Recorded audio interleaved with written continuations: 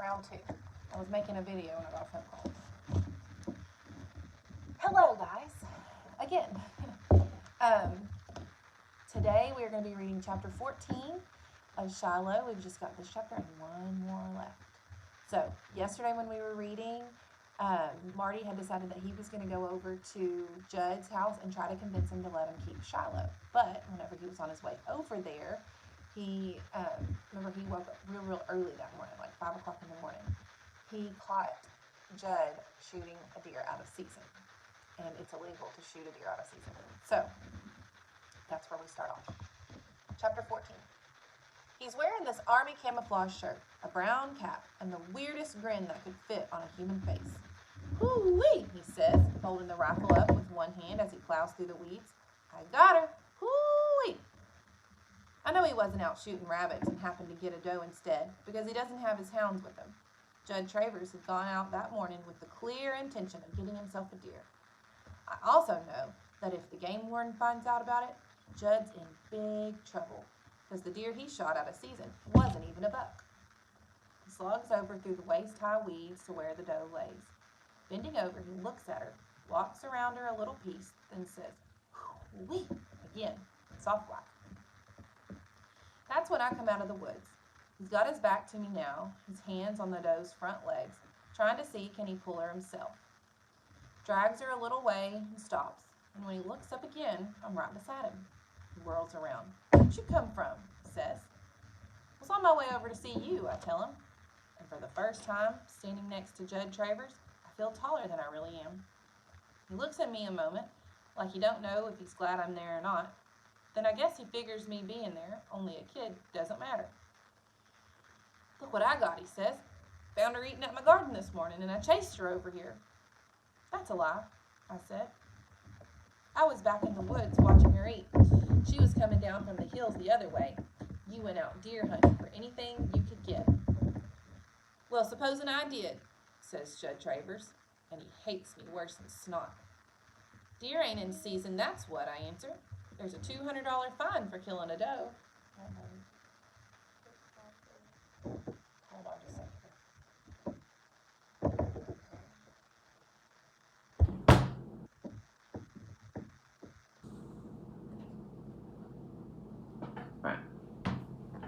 Judd Travers is staring at me like he's about to crack me across the mouth. Way we're raised around here, children don't talk back to grown folks. Don't hardly talk much at all.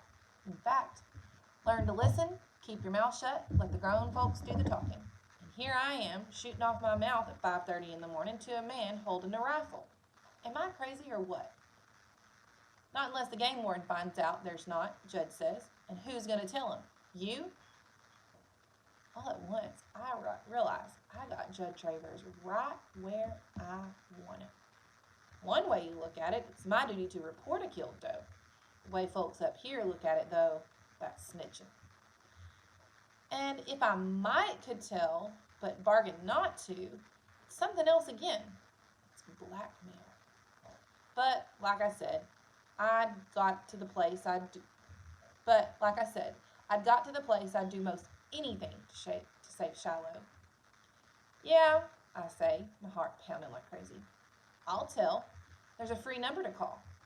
There is, too. It's on Dad's hunting regulation papers. Boy, I sure didn't know I was going to step into all this when I came up here this morning.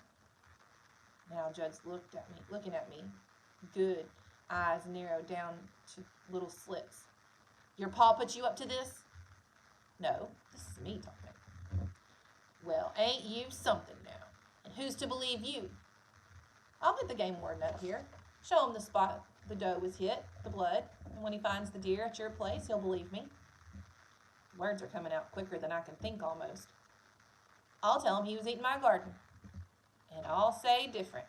The new game warden won't make any allowance even if the deer was eating your garden. You just don't shoot deer out of season, no way, especially a doe." Now Judd's really angry, and his words come at me like bees. "What you trying to do, boy? Start up trouble? You think I can't put you in your place mighty quick?" "So, what are you going to do?" I ask. "Shoot me?" Travers is so surprised his jaw drops. But I'm cooking now. Nothing can stop me. Braver than I've ever been in my life. Gonna shoot me like that dog I found up here 6 months back with a bullet in his head? Travers stares some more. I know whose bullet that was, Judd, and I told Dad, and if folks find me up here with a bullet in me, Dad'll know whose bullet that is, too. I can't hardly believe the words that's coming out of my mouth. Been scared most of my life of Judd Travers, and here I am, half his size, talking like a grown person. It's because I know Shiloh's still got a chance. So what you waiting for? Judd says finally. Go get the game warden. And when I don't move, he says, come off it, Marty. Here, you take one of those legs, I'll take another. We'll drag it to my place, and I'll give you half the meat. And don't tell me your ma won't be glad to get it. I don't want the meat. I want Shiloh. Now Judd's really surprised and whistles through his teeth. Boy, you just come up here to set me up, didn't you? Didn't have an idea in this world you was out with your rifle, I tell him. And that's one of the first truths I told in 2 weeks. I come up here because it's Sunday, and the day you said to bring your dog back.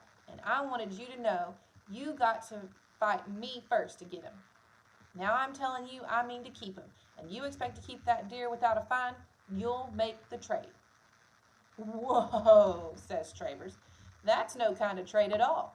If I hadn't got me a deer this morning, what would you have bargained with then? I didn't have an answer to that because I hadn't been thinking about a deal. Judd had already said he wouldn't sell Shiloh. Judd's eyes narrowed down even more till it almost looks like he's asleep. I just bet you would tell the game warden too. Jesus' name I would. And you're saying if I let you keep my hunting dog, you're going to keep this deer a secret?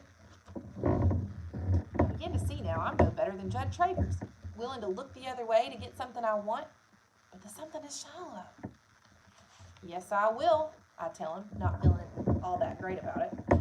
Well, you got to do more than that, boy, because I paid $35 for that dog, and I want $40 to let him go. For the first time, I see a thin ray of hope that maybe he'll let me buy Shiloh. I'll get you the money somehow, by and by, I promise. I don't want the money by and by. I want it now. And if you haven't got it now, you work for me and pay it off. You make a deal with Judd Travers and you're only 11 years old, you take what you can get. But all I'm thinking about is dog. You got a bargain, I tell Judd, and now my feet want to dance. My face wants to smile, but I don't dare let the delight show through. You listen here, says Judd. I'll pay you $2 an hour, and that comes to 20 hours to earn $40. And that work ain't easy. I'll do it, I say. Beginning now, says Judd. And I can tell he's getting a bit edgy that someone else might come through the field wondering about those rifle shots and see how he's got a doe. Help me get this deer to my trailer. I'm so glad to be getting Shiloh, I can hardly think straight. But I'm thinking straight enough as I'll help drag that doe to Judd's to know that by letting him get away with this, I'm putting other deer in danger. He killed this one out of season. He'll figure maybe he can kill another one. To save Shiloh, I'm making it harder for deer. I swallow. All I got to do, though, is think of the way he'd look at me if I ever give him back to Judd. And then I get on with my job. When we get to the trailer at last, we carry the deer around to the 3-sided shed Judd's got in his backyard. First thing Judd does is bleed the doe, keep the meat from spoiling. Then he goes out and messes up the tracks with his foot, kicking up the grass where we matted it down and covering the trail of blood with dust. I get home from work every day at 3, Judd says, and I want you here when I pull up. You work for me 2 hours a day, 5 days a week. I want that wood back there stacked. I want the weeds cut and the grass mowed. I want my beans picked, the corn hoed. Whatever you think of to be done, that's what you do. Whatever I think of to be done, that's what you do. And I want you here starting tomorrow. I'll be here, I says, but I want it in writing that after I do my 20 hours of work for you, Shiloh belongs to me. Travers grunts and goes into his trailer. He comes out with a piece of grocery sack and the words, Beagle hunting dog to Marty Preston for 20 hours work, J. Travers. It occurs to me suddenly that maybe after I do the work, he'll try to pay me off with one of his other dogs. Right, Shiloh, I tell him. He gives me a pained look and crosses out Beagle, writes Shiloh in its place, but don't spell it right, leaves off the H at the end. I take the paper and put it in my pocket. I'll be here tomorrow, I say. And you ever tell anyone about this dear boy, you're going to be more than sorry you opened your lips. You've got my word, I say, which, considering all the lying I've been doing lately, didn't seem like it amounted to much. It did, though. I walk away from Judd's trailer in a sort of zigzag line, half expecting a bullet in my back any moment, even though I'm pretty sure he wouldn't. As soon as I'm out of sight, though, I race through the wood, heart going thumpity-thump. Can't keep the smile back no longer. Shiloh's mine. The words keep coming back again and again. He's safe. Should feel even more joyful, though. Thought once if I could just get Shiloh for my own, it would be the finest day of my life. In a way it is. In a way it isn't. Could be Judd gave in because he couldn't think of nothing else at the moment to do. Said I could have Shiloh just because he needed some help with that deer. Could be that once he got rid of the evidence, he'll tell me to go ahead and get the warden, that I wasn't to have the dog. Could even say he never wrote that on the grocery sack, that I'd wrote it myself. I don't think so, though.